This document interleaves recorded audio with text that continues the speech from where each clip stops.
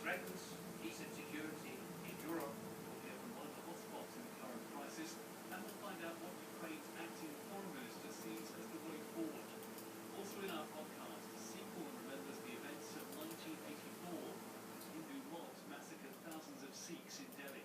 When we finally went out, we saw dead Sikh children everywhere, still burning like wood. The government knew everything, how it was done, and who did it. And we'll look at how several politicians accused of involvement in those killings have not been prosecuted. We'll ask whether prenuptial agreements are a good idea. And we'll look at the frontrunners for tonight's Oscar ceremony. But first, Ukraine's interim Prime Minister Arseniy Yatsenyuk has accused Russia of having declared war on his country. He's urged President Putin to pull back his troops.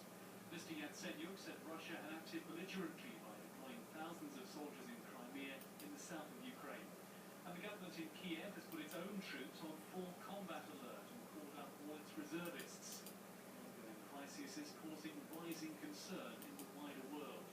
Shortly before we recorded our podcast, the NATO Secretary-General said Russia's actions were threatening the very peace and security of Europe. So, let's start in Kiev, the Ukrainian capital. And this is what Mr. Yatsenyuk had to say to reporters earlier. This is the red alert. This is not the threat. This is actually the declaration of war to my country. And we urge President Putin to pull back his military and to stick to the international obligations and bilateral and multilateral agreements that were signed between Ukraine and Russia. If President Putin wants to be the president who started the war between two neighboring and friendly countries, between Ukraine and Russia, so he has reached this target with a few inches. We are on the brink of a disaster. There was no any reason for the Russian Federation to invade Ukraine. Arseniy Yatsenyuk, Ukraine's interim Prime Minister. NATO members have been meeting in emergency session in response to the crisis. The organization's Secretary-General Anders Fogh Rasmussen condemned Russia's actions of the past few days. What Russia is doing now in Ukraine violates the principles of the United Nations Charter. It threatens peace and security in Europe. And Mr. Rasmussen also pledged NATO's support for Ukraine. We support Ukraine's territorial integrity and sovereignty.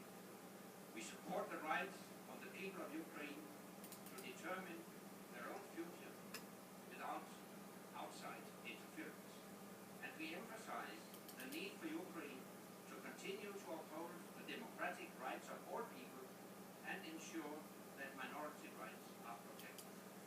We urge all parties to urgently continue all efforts to move away from this dangerous situation. In particular, I call on Russia to de-escalate tensions. One of the current hotspots is just a few kilometers outside the Crimean capital at Privamoye, Ukrainian army base. The BBC's Paul Kenyon is there. The Russian soldiers have surrounded the base here. We understand there are around 1,000 of them.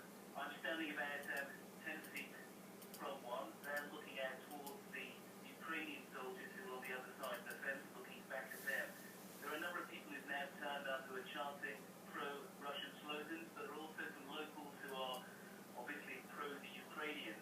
It's been tense because a little earlier, the Ukrainian commander came out and met face-to-face with the Russian commander. They stood in the middle of the room together. They looked at each other. One said to the other, "What are we going to do?" The other said, "We need a meeting."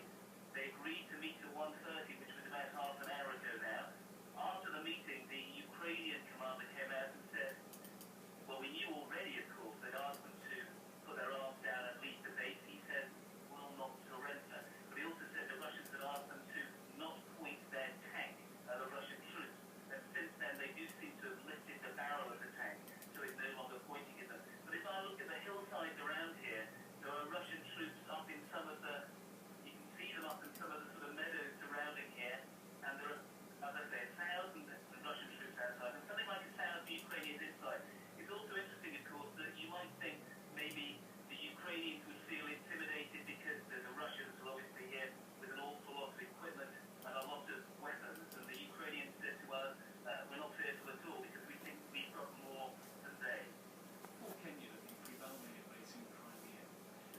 Kashidze is Ukraine's acting foreign minister. My colleague James Menendez spoke to him.